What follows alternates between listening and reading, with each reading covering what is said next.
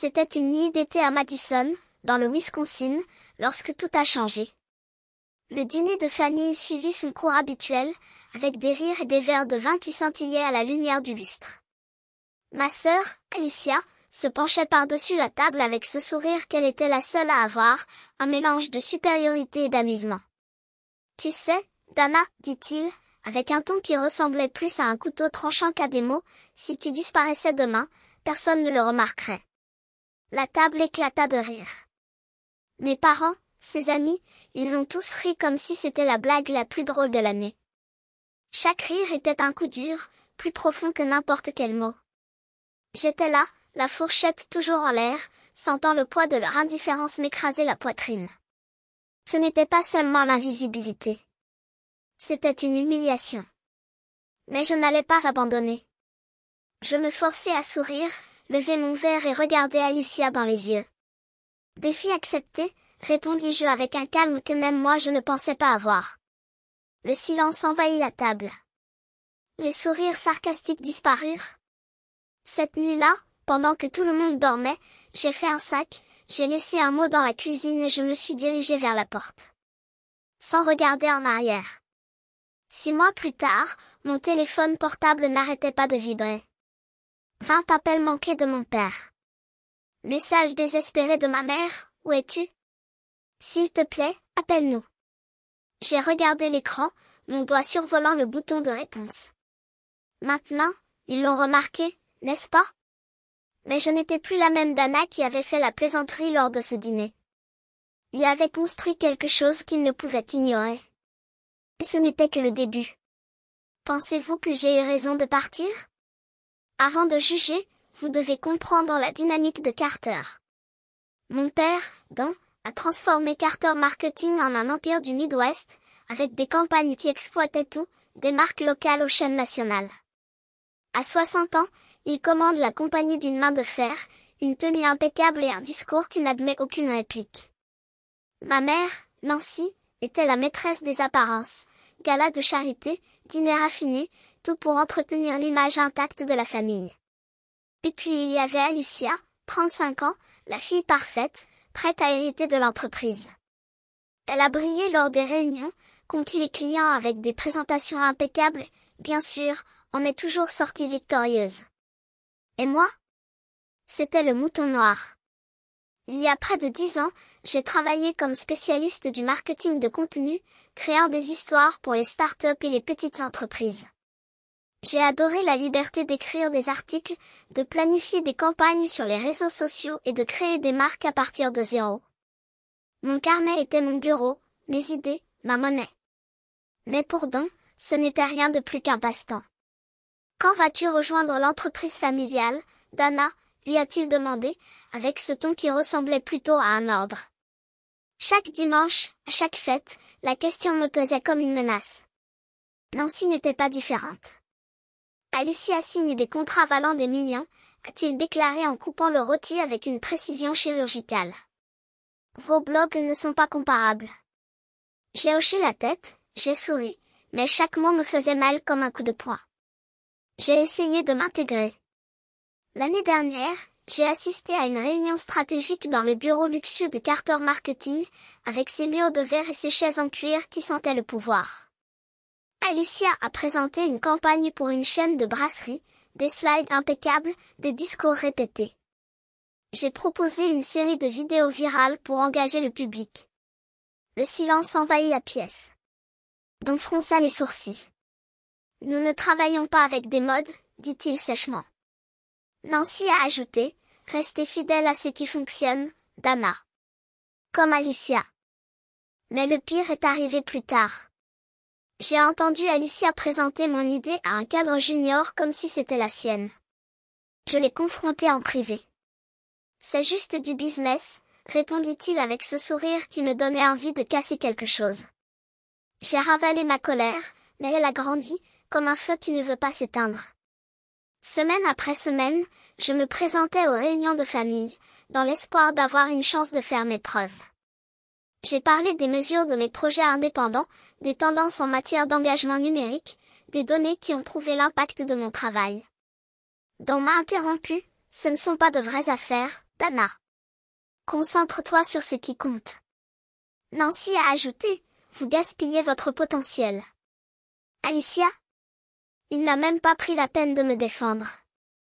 Il vient de boire son café, avec cette étincelle dans les yeux qui disait, j'ai déjà gagné.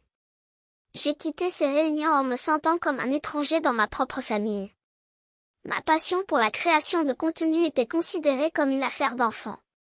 Mais ce sont mes clients propriétaires de café, entrepreneurs technologiques qui appréciaient mes idées, mon travail authentique et innovant.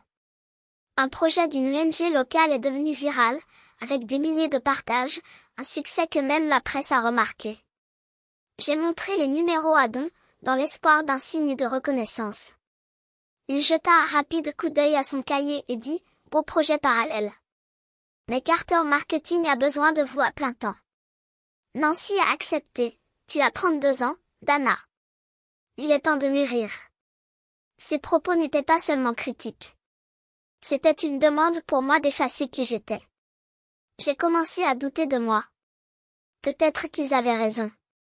Peut-être que mon travail n'était pas suffisant. J'ai vu les publications d'Alicia sur LinkedIn, célébrant des contrats d'1 million de dollars, et je me suis sentie petite. Mais au fond, je le savais, aimer ce que je faisais n'était pas un défaut. Créer du contenu n'était pas seulement un travail, c'était la façon dont je m'exprimais, comment je voyais le monde. Pourtant, chaque dîner de famille était un couteau dans la poitrine. J'entendais donc vanter la dernière conquête d'Alicia ou Nancy planifiait un autre gala et je me demandais, qu'est-ce que je faisais là? Ce n'était pas le genre de succès qu'ils souhaitaient. La pression n'était pas nouvelle, mais elle était incessante. On m'a même lancé un ultimatum, rejoignez Carter Marketing d'ici l'été ou perdez votre part du fonds familial. C'est plus d'1 million de dollars, a-t-il déclaré avec une froideur qui vous a glacé le dos. Nancy a soutenu, nous sommes un héritage, Dana. Ne jetez pas tout. J'avais envie de crier que je ne me souciais pas de leur argent. Je me souciais de mon travail, de mon identité. Mais comme toujours, je restais silencieux, hochant la tête.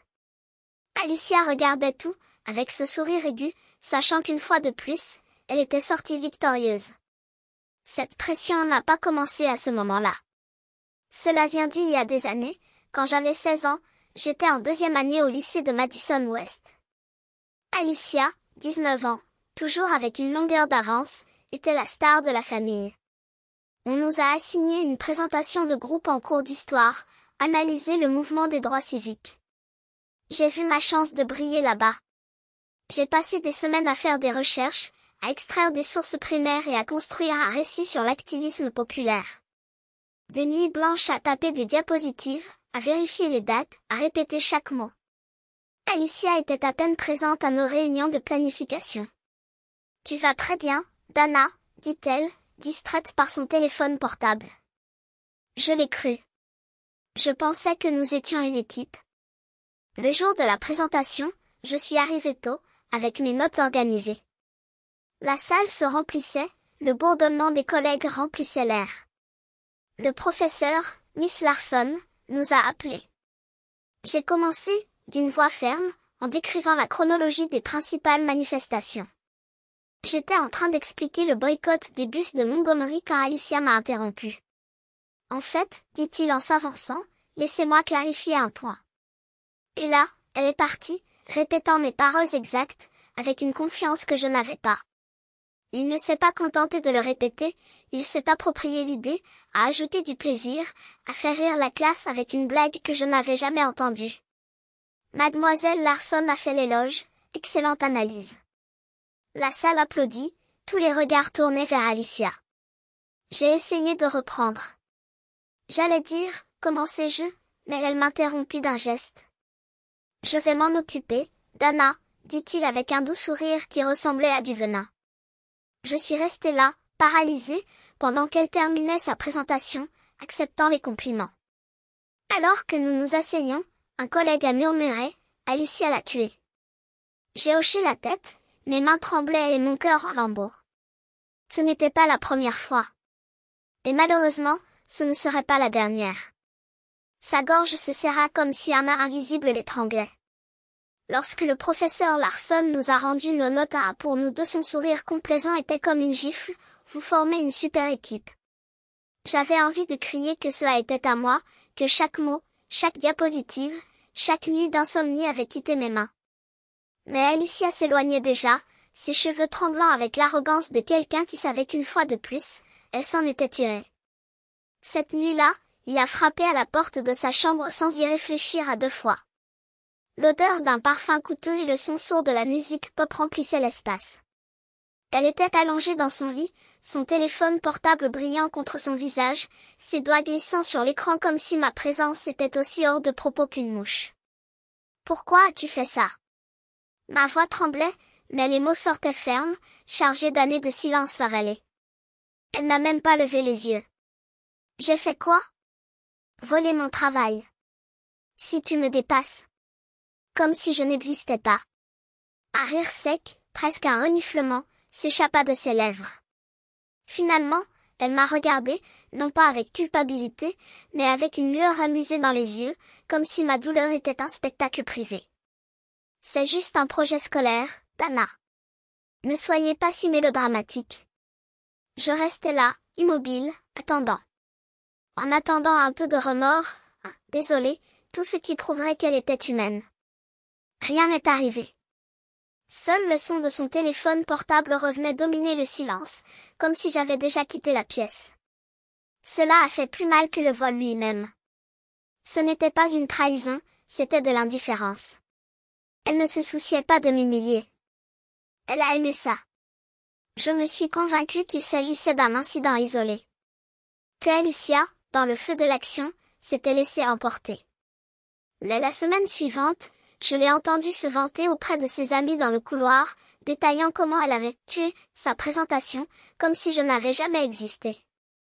À la maison, Nancy ne manquait jamais une occasion de la féliciter.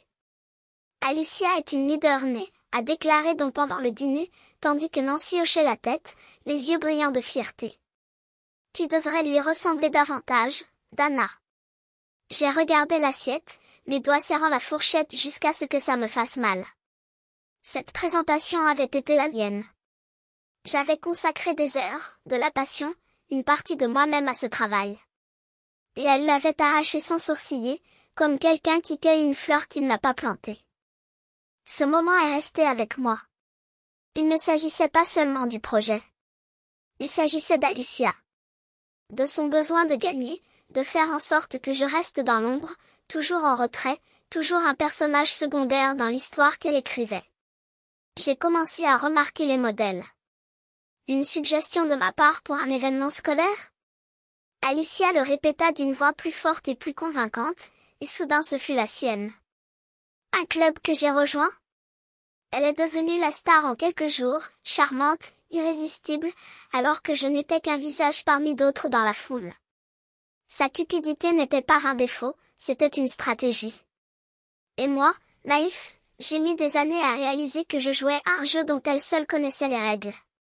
Cette dynamique n'a pas duré au lycée. Elle nous a suivis, telle une ombre persistante, directement au cœur de Carter Marketing. L'année dernière, j'ai décidé de donner une nouvelle chance à l'entreprise familiale. Je n'étais pas prêt à abandonner mon travail indépendant après tout, ils étaient mes clients, mes réalisations, ma voix, mais je pensais pouvoir trouver un terrain d'entente. Peut-être, juste peut-être, que je pourrais faire mes preuves auprès de Dan et Nancy. Peut-être qu'ils me verraient enfin. L'opportunité s'est présentée lorsque Carter a conclu un contrat d'1 million de dollars, une campagne sur les réseaux sociaux pour une chaîne nationale de gymnase, avec un budget approchant les 2 millions de dollars. C'était ma chance. J'ai passé des nuits à analyser les tendances, à plonger dans les données d'engagement, à élaborer un argumentaire qui combinait impeccablement créativité et stratégie. Mon idée était audacieuse, une série de vidéos courtes et authentiques mettant en vedette de vrais membres d'une salle de sport partageant leur parcours, accompagnée d'une campagne hashtag pour accroître la portée organique. C'était parfait. C'était le mien. Lors de la réunion stratégique, je me suis levée avec les diapositives prêtes, le cœur battant mais la voix ferme. La salle de conférence du bureau de Carter à Madison était bondée, cadres, juniors, down en tête de table. J'ai présenté chaque point avec précision, en soulignant comment la campagne créerait un lien émotionnel avec le public. C'est nouveau. C'est évolutif.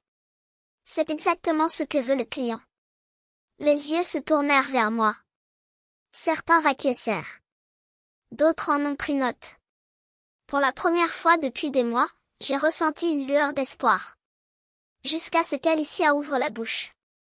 J'ai adoré l'énergie, Dana, dit-elle, sa voix sirupeuse comme un sirop empoisonné. Mais j'ai quelque chose de similaire. Mon estomac s'est effondré lorsqu'elle a ouvert son propre pont. Mes diapositives. Le même concept que les vidéos. Le même hashtag. Même les mots que j'avais utilisés pour décrire les histoires authentiques étaient là, juste avec le vernis impeccable d'Alicia, une touche de vernis par-ci, une image plus flashy par-là. C'était mon travail, repensé et présenté comme si c'était le sien. J'y travaille depuis des semaines, a-t-elle menti en souriant à l'équipe comme si elle était la sauveuse du pays. Il est prêt à être présenté aux clients. Les dirigeants murmurèrent leur approbation. Dawn se pencha en avant, les yeux brillants.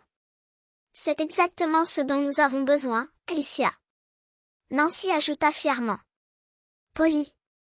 Professionnel. Excellent travail. Personne ne m'a regardé. Je restais là, les mains crispées sous la table, les ongles enfoncés dans mes paumes. J'avais envie de crier. Je voulais jeter mon ordinateur portable contre le mur. Je voulais quelque chose. Mais la salle bouillonnait déjà d'excitation, Alicia menant la conversation comme un chef d'orchestre, distribuant les tâches comme si je n'avais jamais parlé. Dans le couloir après la réunion, je l'ai coincée. C'était mon idée, Alicia, sifflai-je d'une voix basse mais aiguë. Elle n'a même pas cligné des yeux. Il ajusta le revers de son blazer avec un calme qui me rendit malade. Les idées évoluent, Dana, répondit-il, comme s'il expliquait quelque chose d'évident à un enfant. Je l'ai amélioré. Tu devrais me remercier. L'indifférence dans sa voix brûlait plus que n'importe quelle insulte. J'ai couru au bureau de Dawn plus tard dans la journée, le jeu original dans les mains, le désespoir battant dans mes tempes. La campagne d'Alicia est venue de ma présentation, dit-il en étendant les diapositives. Regardez les dates. Les notions. C'est identique. Il jeta à peine un coup d'œil. Alicia est la leader de ce projet, Dana, coupa-t-il, le ton final. Elle a l'expérience. Laisse tomber. J'ai essayé Nancy à la maison. Ma voix s'est brisée, mais les mots sont sortis. Elle a volé mon travail. Ma mère a soupiré, comme si j'étais un enfant qui se plaignait d'une bagarre dans le parc. Vous exagérez. La campagne d'Alicia est ce qu'il y a de mieux pour l'entreprise. Leurs paroles blessaient plus que tout ce qu'Alicia avait fait. Ce n'était pas seulement sa trahison. C'était le leur. Preuve que, pour ma famille, ce qui comptait, ce n'était pas la justice, c'était le résultat. Et Alicia a toujours tenu ses promesses. La chaîne de salles de sport a adoré la campagne. Alicia a présenté le pitch à Chicago et le contrat a été signé en quelques jours. De retour chez Carter Marketing, Dawn a organisé un déjeuner de fête. À Alicia, porta-t-il en levant son verre, pour avoir conclu l'une de nos plus grosses affaires. Nancy a applaudi, rayonnante de fierté, alors que je me tenais au fond de la salle, le sourire forcé me faisant mal au visage. Personne n'a mentionné mon nom. Ce n'était pas la première fois qu'elle m'effaçait. Mais c'était le pire. Parce que cette fois, j'avais tout mis dans ce pitch. Il ne s'agissait pas seulement d'un projet, il s'agissait de prouver que j'appartenais à moi. Qu'il méritait une place à cette table. Que malgré tout, Dawn et Nancy pouvaient enfin me voir. Au lieu de cela, ils l'ont célébré. Comme toujours. J'ai commencé à me demander pourquoi j'avais continué à essayer. Chaque idée que je partageais s'est transformée en poussière ou a été engloutie par le tourbillon d'Alicia. J'ai adoré créer, raconter des histoires qui résonnent, construire quelque chose qui m'est propre. Mais chez Carter Marketing, ma voix n'était qu'un murmure noyé par le cœur d'éloge à son égard. Cette nuit-là, j'ai ouvert mon ordinateur portable à la maison. Mes projets indépendants, le blog d'une boulangerie locale qui avait doublé ses ventes, la campagne sur les réseaux sociaux pour une start-up qui avait explosé en termes d'engagement m'ont rappelé qui j'étais. Je n'étais pas prêt à abandonner. Mais je ne pouvais plus non plus me battre pour une place dans une famille qui ne me voyait que lorsque cela me convenait.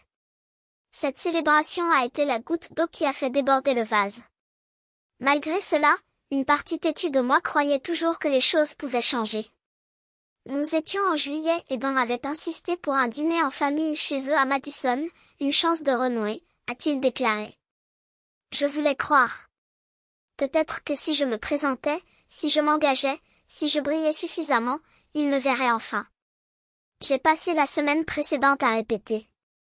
Je préparais le terrain pour partager mon dernier projet, une campagne sur les réseaux sociaux pour une librairie locale qui avait doublé ses ventes en ligne.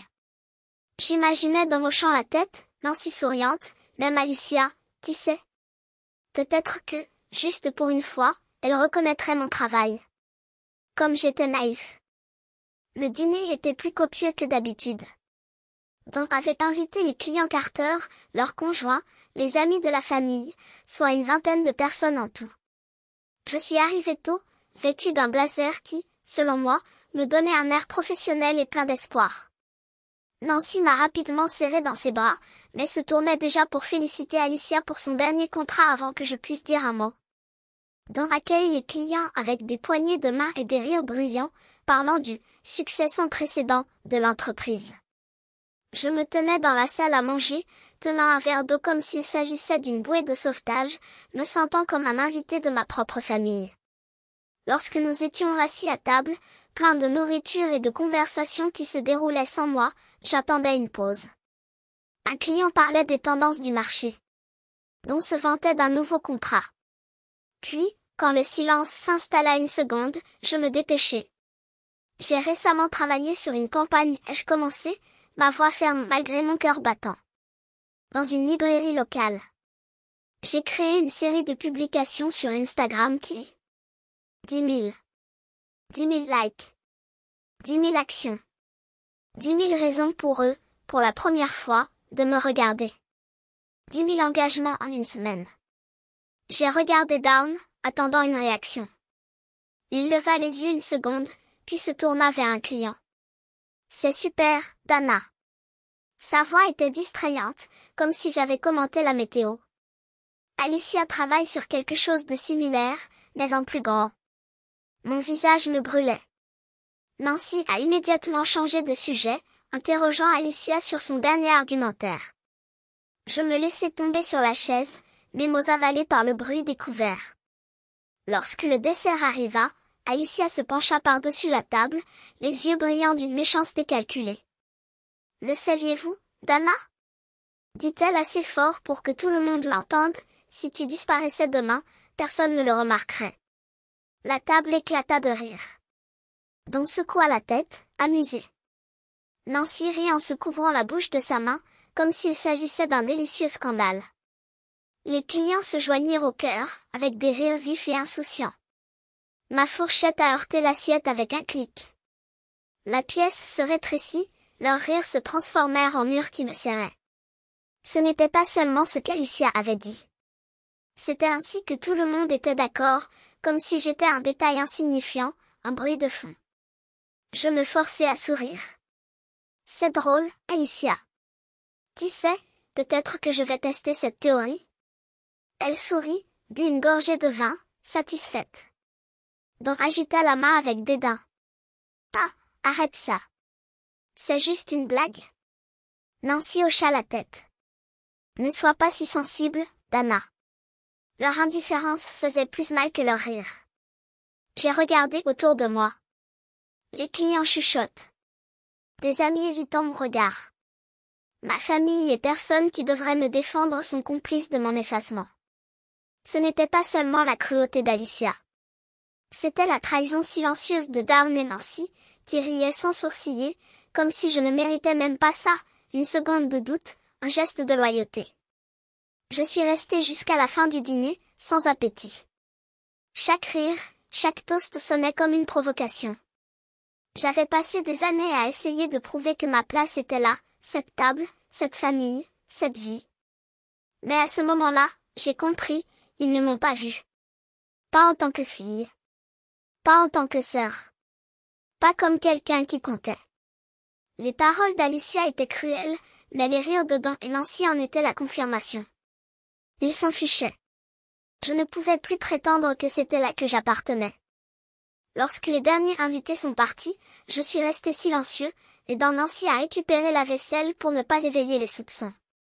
Mais ma décision était déjà prise. Je n'allais pas rester là où il m'avait ridiculisé. Cette nuit-là, pendant qu'il dormait, j'ai attrapé mon sac et je suis partie. Je n'avais plus besoin de leur approbation. J'avais besoin d'être libre. Je ne pouvais pas rester dans une maison où j'étais une cible facile, où ma valeur se mesurait à ce que je pouvais offrir et même dans ce cas, cela n'était jamais suffisant. Au moment où j'ai décidé de partir, mon esprit s'est emballé, et maintenant? J'avais besoin d'un plan.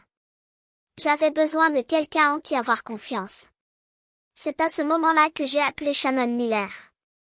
Nous étions amis depuis l'université, unis par des nuits blanches à étudier et à rêver d'indépendance.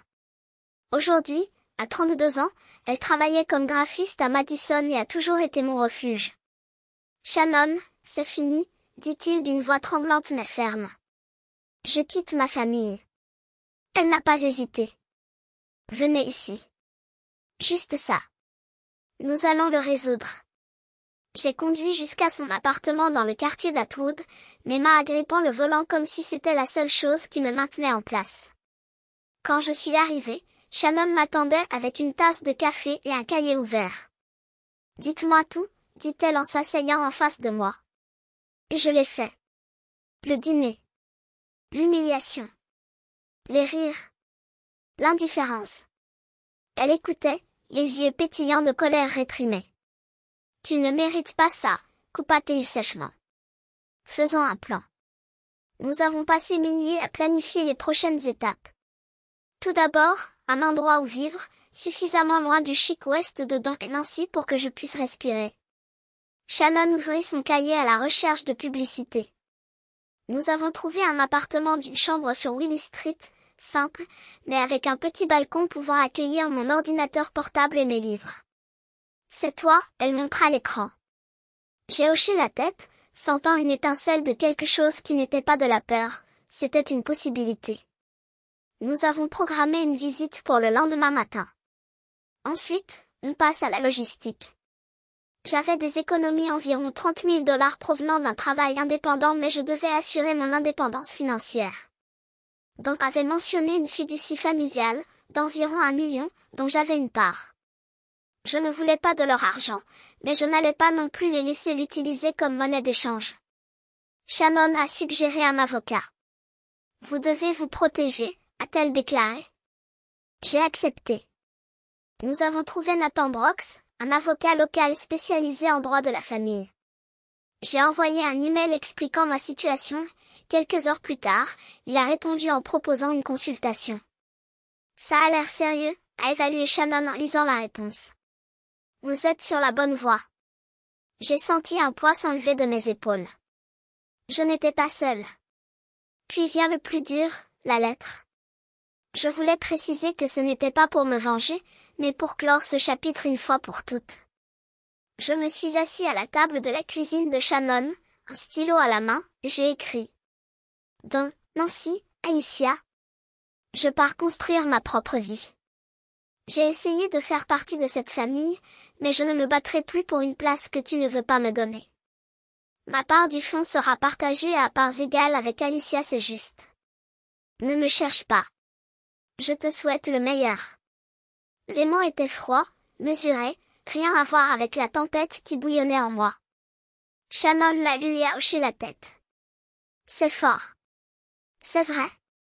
Le lendemain matin, nous avons visité l'appartement de Willis Street. Petit mais plein de lumière, avec du parquet et une fenêtre donnant sur la rue animée. J'ai signé le contrat sur le champ, les mains stables pour la première fois depuis des jours. De retour chez Shannon, j'ai emballé l'essentiel, un ordinateur portable, des vêtements, quelques livres. Rien qui me liait au passé. Le soir, je suis retournée chez Don et Nancy. Il était 10 heures passées, Les lumières étaient éteintes. J'ai laissé la lettre sur le comptoir de la cuisine, à côté d'une pile de courriers non ouverts. Je restai là un moment, le silence pesant comme une phrase, avant de repartir pour la dernière fois. Couper le contact était l'acte final. J'ai bloqué les numéros de Don, Nancy et Alicia. Je les ai supprimés des réseaux sociaux, j'ai rompu tout lien avec Carter Marketing. Ce n'était pas de la haine. C'était la liberté. Shannon m'a emmené au nouvel appartement, m'aidant à porter mon sac dans les escaliers. Tout ira bien, dit-elle en me serrant fort dans ses bras. Cette fois, j'y ai cru. Cette lettre était ma ligne sur le terrain. J'avais laissé derrière moi une famille qui m'avait effacé. Il était maintenant temps de construire quelque chose qui m'appartenait. Seth, le photographe de 32 ans que je connaissais depuis le lycée, avait le don de me faire voir la lumière dans les jours les plus gris. Il s'est présenté à mon appartement quelques jours après l'avoir emménagé, avec une livraison de pizza et un appareil photo en bandoulière. Cet endroit a besoin de toi, dis-je, capturant un clic spontané alors que je déballais des livres. Nous avons passé des heures allongées par terre, parmi les cartons et les souvenirs. J'ai avoué à quel point le rejet de ma famille me faisait encore mal, le mépris de Down, le rire cruel de New York, la froideur calculée d'Alicia. Seth écoutait, le visage sérieux, les yeux fixés sur les miens. « Ils ne vous définissent pas, dit-il fermement. Vous êtes plus que leur approbation. » Ces mots résonnaient profondément, soulageant une douleur que je portais depuis des mois comme un poids invisible. Je me suis plongée tête première dans le marketing de contenu indépendant. Les journées ont commencé à se lever avec l'odeur du café frais, les doigts dansant sur le clavier pour créer des publications, des campagnes, des histoires qui allaient séduire le public. Le projet du propriétaire du café a été un énorme succès. Mes publications sur Instagram ont triplé le trafic en 2 semaines. Cette victoire m'a amené à une recommandation, une brasserie artisanale qui a besoin d'une nouvelle image de marque. J'ai passé des nuits à étudier son public, créant une campagne mêlant humour et authenticité, comme un bon verre. Pour la première fois depuis des années, je sentais le contrôle entre mes mains. Chaque projet était une toile vierge, une chance de créer quelque chose qui comptait. Je ne poursuivais plus la vague de Down ou l'ombre d'Alicia. Je construisais mon propre chemin. Shannon et Seth étaient mes points d'ancrage. Shannon m'a traîné au marché de producteurs locaux, insistant sur le fait que j'avais besoin d'air frais. Nous avons marché entre les étals, elle se moquait de mon incapacité à marchander. « Tu es trop bon », taquina-t-il avant de m'acheter un sac de pommes. Ces promenades m'ont rappelé qu'il y avait une vie au-delà de l'écran d'un ordinateur portable. Seth, à son tour, m'a poussé à rêver plus grand. Un soir, autour d'une bière dans un bar de Willy Street, il a laissé échapper « Pourquoi ne créez-vous pas votre propre agence de contenu? Vous avez le talent. Pourquoi ne pas le développer ?» Au début, j'ai ri à cette idée, mais la graine est restée plantée, allumant un feu que je n'avais pas ressenti depuis des années. Le travail est devenu mon refuge. J'ai engagé un 3e client, une ONG spécialisée dans l'alphabétisation, et je me suis lancé corps et âme dans une série de posts pour lui. Les textes sont devenus viraux, des milliers de partages et un mail de remerciement du réalisateur. J'ai épinglé ce message sur le réfrigérateur, un trophée silencieux de ma valeur. Petit à petit, j'ai redécouvert la joie de créer, écrire des histoires, concevoir des campagnes, communiquer avec les gens. Ce n'était pas seulement du travail. C'était moi. Bien sûr, il y a eu des jours difficiles. Je me suis demandé si Don ou Nancy avait lu ma lettre, si Alicia avait même remarqué mon absence. Mais Shannon et Seth étaient toujours là pour me retenir. Shannon se présentait avec une livraison de nourriture et parlait jusqu'à ce que je me convainque que les doutes n'étaient qu'un écho d'un passé qui ne m'appartenait plus. Seth m'envoyait des mèmes idiots, me rappelant de rire.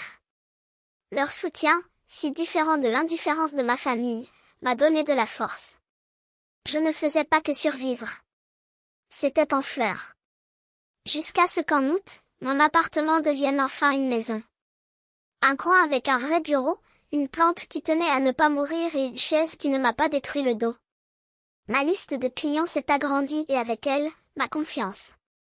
Je reconstruisais ma passion, pièce par pièce. Cette étincelle n'était qu'un début. En septembre, la vie m'a donné un petit coup de pouce. Mon travail indépendant prenait son essor, mais j'avais envie de quelque chose de plus grand, d'une chance de vraiment me démarquer. C'est à ce moment-là que j'ai rencontré à nouveau Nathan Brox, non pas en tant qu'avocat, mais en tant que Nathan Brox, fondateur d'une start-up. Je l'ai vu lors d'un événement de réseautage sur Capitol Square à Madison organisé pour les créatifs locaux. Il a présenté sa nouvelle plateforme médiatique, axée sur de courtes vidéos destinées aux petites entreprises. Sa vision a résonné en moi comme une note parfaite. Après la conversation, je me suis approchée. J'ai travaillé avec vous sur la question du testament, dit-il en lui serrant la main. Il sourit, reconnaissant. Vous êtes l'expert en marketing de contenu, n'est-ce pas? J'ai besoin de quelqu'un comme toi. Le lendemain, nous avons pris un café dans un café de State Street. Nathan a exposé les besoins de la start-up, une stratégie audacieuse pour lancer la plateforme. J'ai vu votre travail indépendant, a-t-il mentionné, citant la campagne de la brasserie.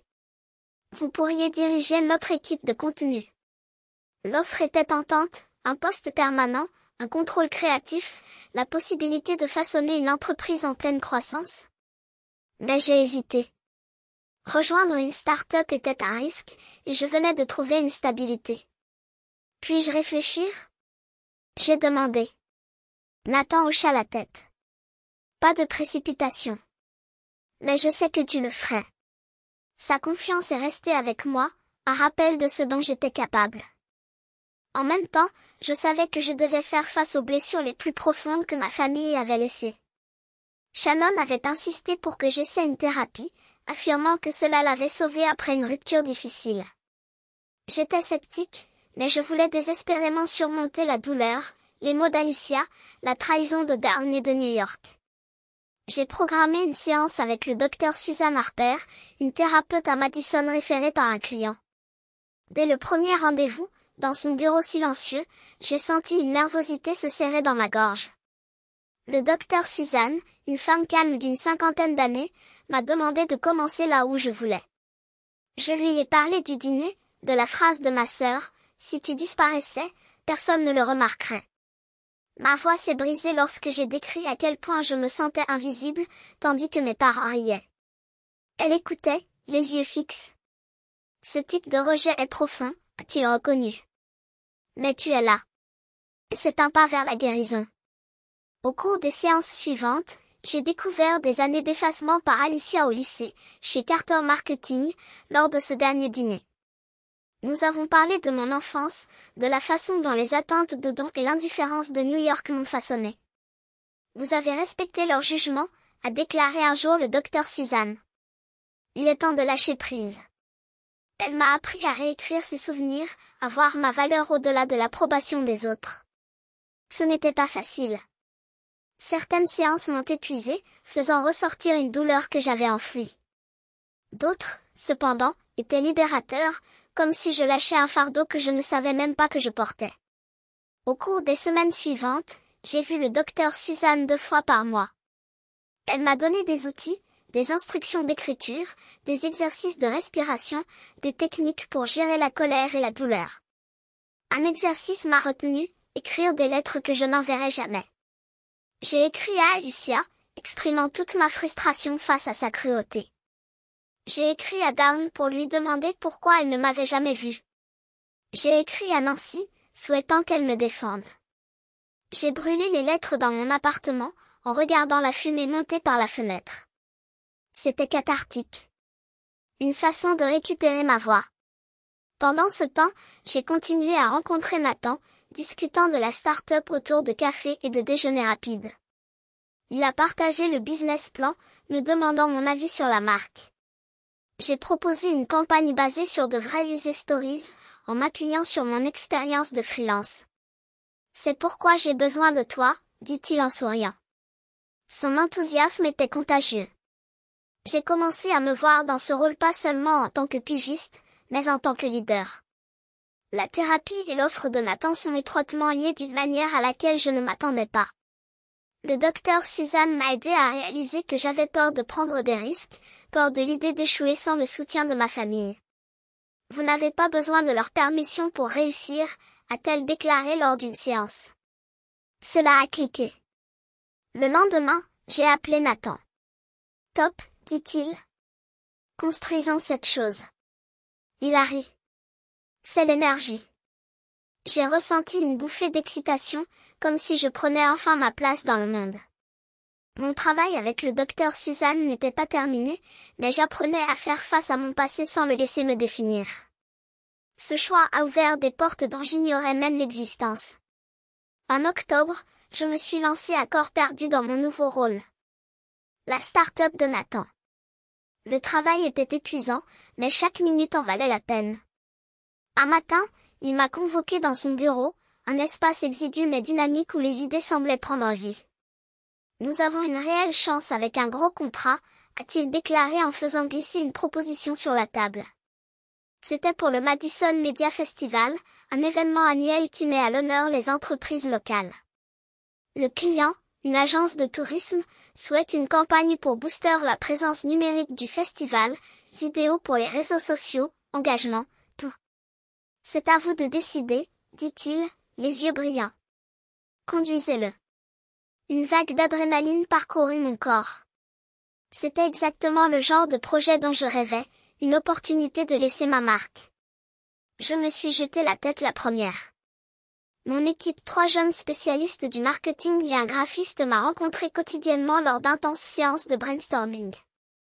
Nous avons créé une stratégie audacieuse, réelle sur Instagram, challenge sur TikTok et refonte radicale du site internet du festival, le tout pour attirer un public plus jeune. Les nuits se sont transformées en petits matins alors que j'ébauchais des idées, affinais des slogans et éditais des scripts vidéo. Le budget était serré à environ 50 000 $ mais j'ai négocié avec des influenceurs locaux pour maximiser notre portée sans trop dépenser. Nathan a suivi de près, fournissant toujours des commentaires précis. Vous êtes en train de le tuer, a-t-il déclaré après avoir vu la première version de notre vidéo. Sa confiance m'a poussé à donner encore plus. Puis, une semaine plus tard, un coup inattendu, Shannon m'a envoyé un lien vers un article local. Carter Marketing, l'entreprise de ma famille, était également en lice pour le contrat. Mon estomac s'est retourné. Alicia était à l'avant-garde de leur campagne, avec Don et Nancy qui la soutenaient à chaque étape. Je ne leur avais pas parlé depuis mon départ, et maintenant j'étais en compétition directe avec ma propre famille.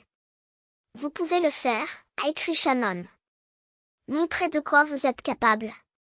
Ces paroles m'ont calmé, mais leur poids était personnel. Je ne voulais pas seulement gagner.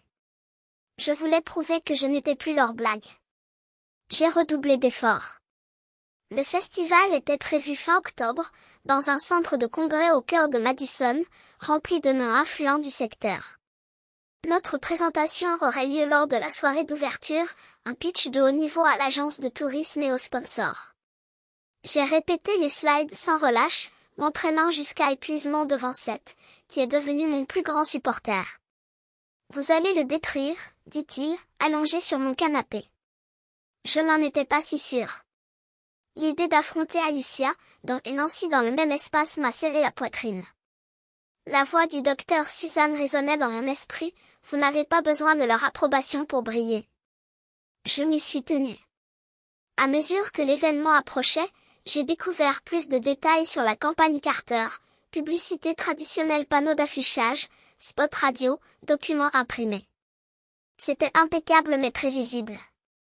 Le genre de stratégie que Don a toujours préconisé. La nôtre, en revanche, était risquée, numérique, interactive, axée sur l'engagement communautaire. J'y ai vu un avantage, mais aussi un défi. Si nous hésitions, ils en profiteraient. J'ai rencontré mon équipe quotidiennement, ajustant chaque détail. Nous avons enregistré une vidéo finale avec des artisans locaux, reliant leurs histoires au thème du festival.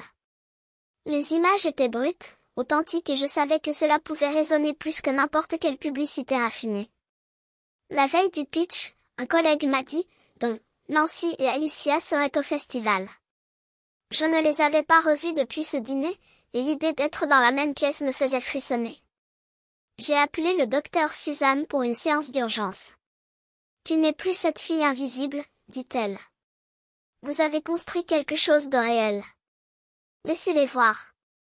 Vos mots m'ont ancré. Je n'étais pas seulement en compétition pour un contrat. Je faisais mes preuves, d'abord envers moi-même.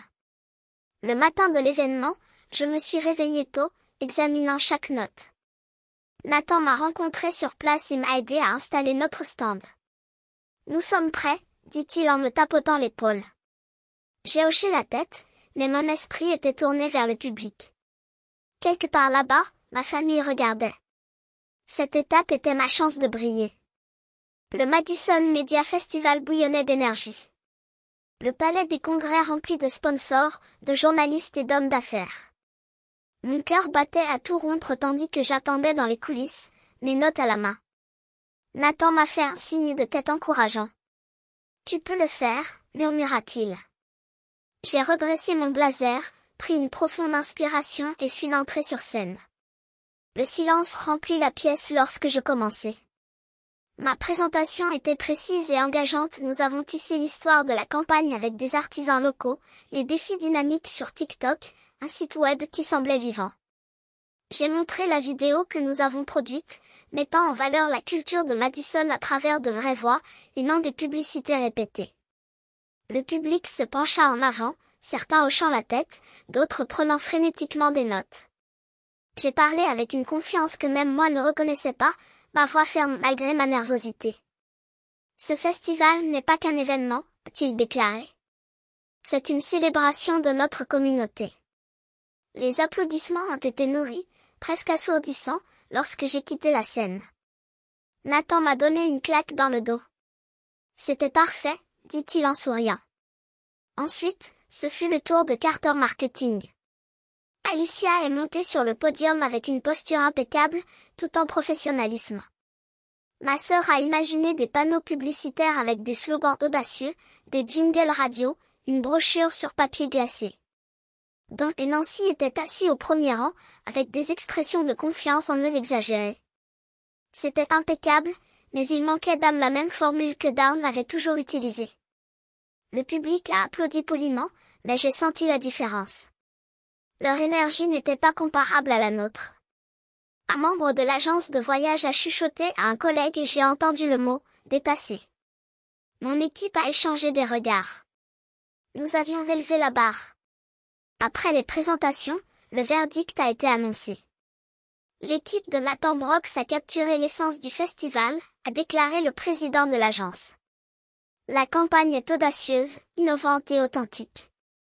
Des cris de célébration ont éclaté de notre coin. Une vague de véritable fierté m'a submergé, pas seulement pour moi-même, mais pour le travail inlassable de mon équipe. Nathan m'a serré dans ses bras. « Tu l'as fait », murmura-t-il. J'ai balayé la pièce et j'ai vu le visage d'Alicia se serrer, la mâchoire de Don se serrer, les yeux de Nancy se détourner. Pour la première fois, je n'étais pas invisible pour eux. Lors du réseautage, je savais que je ne pouvais pas les éviter. Je les ai vus près du stand des sponsors, avec des expressions mêlant frustration et incrédulité. J'ai marché vers eux, à pas réguliers. Alicia m'a vu en premier, ses lèvres serrées. « Regardez qui est ici », dit-il d'une voix aiguë. Don croisa les bras. Nancy évitait mon regard. Je me redressai, soutenant leur regard. Alicia. Don. Nancy. Je ne suis pas là pour me vanter, dis-je calmement. Je voulais juste que tu saches, j'ai construit quelque chose de réel. Elle rit amèrement. Tu as eu de la chance. Cela ne prouve rien. Je secouai la tête. La preuve que je n'ai jamais eu besoin de ton approbation pour réussir. Don ouvrit la bouche, mais aucun mot n'en sortit. Nancy remuait ses mains, tordant la sangle de son sac. Je n'ai pas attendu de réponse. Je tournai le dos et m'éloignai, me sentant plus léger à chaque pas. De retour à notre stand, Seth et Shannon m'attendaient. Seth m'a serré dans ses bras. « Tu es incroyable », dit-il. Shannon leva sa bouteille d'eau pour porter un toast ironique. « Les laisser dans la poussière », a-t-il ri. Puis j'ai ri, la tension s'est dissipée. Les mots du docteur Suzanne ont résonné, « Vous n'êtes plus cette fille invisible. Elle avait raison. Cette victoire ne concernait pas seulement le contrat. C'était la preuve que, par-dessus tout, j'avais enfin fait mes preuves. Alors que l'événement se terminait, un membre de l'agence de tourisme m'a approché. Votre campagne fait déjà du buzz, dit-elle, les yeux brillants d'un enthousiasme qui n'est pas que professionnel. Nous serions ravis de travailler à nouveau avec vous. Je les remercie, mais mon esprit allait déjà au-delà de cette conversation. Le festival n'a pas seulement été un tournant, il a été un tremblement de terre silencieux qui a ébranlé les fondements de ma propre histoire. Je n'étais plus dans l'ombre de ma famille. Je ne faisais pas que survivre. Il était en fleurs et il l'avait vu. En quittant le centre des congrès, j'ai senti une force calme m'envahir. Je n'avais pas confronté Alicia Edan avec colère, mais avec la vérité brute de mon succès. C'était suffisant. Cette nuit marqua le début d'un nouveau chapitre. La victoire au festival me résonnait toujours, mais je savais qu'il y avait une affiche exceptionnelle. L'ombre d'Alicia ne se limitait pas aux mots lancés au dîner, c'était la trahison d'il y a des années, l'idée volée, le crédit qui ne m'a jamais été accordé. Je ne l'avais jamais confronté directement. Maintenant, avec notre victoire en main, je me sentais prêt. Le lendemain du festival, j'ai envoyé un texto à Alicia. Il faut qu'on parle. Elle accepta, suggérant un café discret près de Capital Square. Je suis arrivée tôt, j'avais les nerfs à vif, mais le cœur était ferme. Lorsque ma sœur est entrée, j'ai remarqué quelque chose de différent chez elle, sa confiance habituelle était opaque, ses yeux prudents, comme si elle pressentait ce qui allait arriver. Alicia, dit-il, gardant sa voix ferme. Nous devons parler de ce qui s'est passé à Carter. Elle se raidit, croisant les bras comme un bouclier. Que dire? A-t-il demandé, d'un ton défensif. Je me penchai en avant, les yeux fixés sur les siens. Il y a 3 ans, vous avez repris mon idée de campagne. Il l'a présentée comme le sien, a obtenu la promotion et n'a jamais regardé en arrière. Sa mâchoire se serra, mais elle ne le nia pas. Vous ne pourrez jamais y arriver, répondit-elle froidement. J'ai fait ce qu'il y avait de mieux pour l'entreprise. Je secouai la tête. Il a fait ce qu'il y avait de mieux pour toi. J'ai mérité le mérite, et vous le savez. Ses yeux brillaient. Et maintenant tu décides d'en parler? Après votre petit triomphe? J'ai soutenu son regard sans cligner des yeux. Il ne s'agit pas du festival. Il s'agit de la vérité. Elle détourna le regard, ses doigts tapotant la table à un rythme nerveux. Pour la première fois, j'ai vu une faille dans son armure. Il n'y a pas eu d'au revoir, ni de fausses excuses, mais il n'y a pas eu non plus ce sourire arrogant qui me coupait toujours comme des lames. Dire ces mots à voix haute, en face, suffisait à dénouer le nœud qui me serrait la poitrine depuis des années. La nouvelle de notre victoire s'est répandue rapidement. Un véhicule local a couvert le festival, saluant l'innovation de notre campagne. Dans l'interview, j'ai profité du moment. Le succès de mon équipe est dû au travail acharné et à l'originalité, dis-je en prenant une pause calculée. Contrairement à certains concurrents, nous ne dépendons pas d'idées recyclées. Le journaliste haussa un sourcil, sentant une histoire derrière les mots. Je n'ai pas mentionné Alicia, mais l'allusion était là, très claire. Dès la publication de l'article, les rumeurs ont commencé. La campagne de Carter Marketing, autrefois considérée comme brillante, était désormais remise en question. Je n'avais pas prévu de tout révéler publiquement, mais la vérité est sortie comme un soupir dont je ne savais pas qu'il était piégé. L'impact a été immédiat. Un client de détail, une chaîne qui injectait 2 millions de dollars par an dans Carter, a annulé le contrat. Un ancien collègue m'a dit que le client avait évoqué des inquiétudes concernant un manque de créativité, après avoir lu le rapport. Don et Nancy ont eu du mal à réparer les dégâts, mais le mal était déjà fait. Alicia, le visage de la campagne, a pris la responsabilité sur ses épaules. J'ai entendu dire qu'elle avait été convoquée à des réunions tendues, que son leadership, autrefois incontestable, s'était désormais dissipé sous le poids des doutes. Je ne me suis pas réjouie de leur chute. Au lieu de cela, j'ai ressenti une détermination calme. Mon succès ne consistait pas à les détruire. Il s'agissait de prouver que je pouvais dépasser leur mépris. Nathan m'a appelé après la diffusion de l'article. Vous avez remué le nid de frelons, Hilary. Mais il méritait chaque mot. Nos chiffres sur les réseaux sociaux montaient en flèche. Des milliers de nouveaux abonnés, des partages doublant chaque jour. L'Office du tourisme a convoqué une réunion pour discuter du festival de l'année prochaine. Mon équipe était enthousiaste, ébauchant déjà de nouvelles idées. Seth et Shannon m'ont gardé les pieds sur terre. Chez moi, lors d'un dîner improvisé, Seth a levé son verre. Enterrer le passé. Shannon m'a donné un coup de coude en souriant. Tu n'as pas seulement gagné. Vous avez réécrit l'histoire. J'ai souri, reconnaissant pour eux. Les paroles du docteur Suzanne ont résonné en moi, la vérité vous libère, mais c'est votre force qui vous fait avancer. Elle avait raison. Tenir tête à Alicia, laisser le monde voir mon travail, ce n'était pas une vengeance. C'était la clôture. Et Alicia ne ressentirait pas le poids d'un seul client perdu. Une autre entreprise, un géant de la technologie, a retardé la conclusion d'un contrat, invoquant des problèmes de réputation.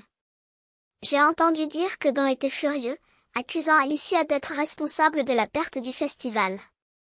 Nancy, comme toujours, resta silencieuse. Une partie de moi se demandait s'ils reconnaîtraient un jour leur rôle en me repoussant. Mais je n'avais plus besoin de leur validation.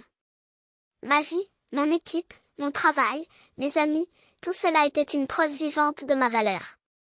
Au fur et à mesure que novembre avançait, je me concentrais sur la suite. Le festival avait ouvert des portes et j'étais prêt à les franchir, libéré du poids de l'ombre de ma sœur. Cette vérité est devenue mon fondement. J'étais prêt à m'installer définitivement à Madison. Avec ce que j'avais économisé sur mon salaire de démarrage et mon travail indépendant, j'ai acheté un petit appartement près du lac Monona. Modeste une pièce, de grandes fenêtres, un petit balcon mais le mien. J'ai signé les papiers par une fraîche matinée, le courtier me remettant les clés avec le sourire. Bienvenue à la maison. Je me tenais au milieu de la pièce vide, la lumière du soleil inondant l'espace, et j'ai ressenti une paix que je n'avais jamais connue auparavant. C'était la liberté, pas seulement vis-à-vis de ma famille, mais aussi des doutes qu'ils avaient semés en moi comme les graines de l'insécurité. J'ai passé des semaines à transformer l'appartement en maison. Shannon m'a aidé à peindre les murs d'un bleu tendre, en riant pendant que nous nous couvrions de peinture. Seth transportait des meubles, se moquant de mon goût sophistiqué, en matière de bonnes affaires dans les friperies. Nathan s'est présenté avec un nouveau cadeau pour la maison, une ligne d'horizon de Madison encadrée. Vous construisez quelque chose d'incroyable, dit-il en admirant l'espace. Mon équipe de la start-up a organisé une petite fête pour porter un toast à la victoire du festival et à mon nouveau chapitre. J'ai regardé ces visages des amis qui m'ont vu, des collègues qui m'ont apprécié et j'ai réalisé que j'étais heureux. Vraiment heureux, pour la première fois depuis des années. Pendant ce temps, Carter Marketing s'effondrait. Un ancien collègue m'a envoyé les détails. Après avoir perdu leur chaîne de vente au détail et leur entreprise technologique, ils avaient pris du retard dans les paiements à leurs fournisseurs. Un investisseur majeur s'est retiré, invoquant une mauvaise gestion. La dette s'accumulait près de 3 millions de dollars. Alicia a eu du mal, mais sa réputation auparavant intouchable a été ternie après le festival. Don, autrefois tout-puissant, avait été contraint de battre en retraite, laissant Alicia nettoyer les dégâts.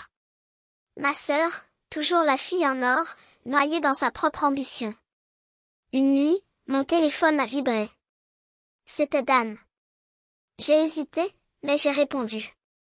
Dana, sa voix était lourde. Nous avons commis des erreurs.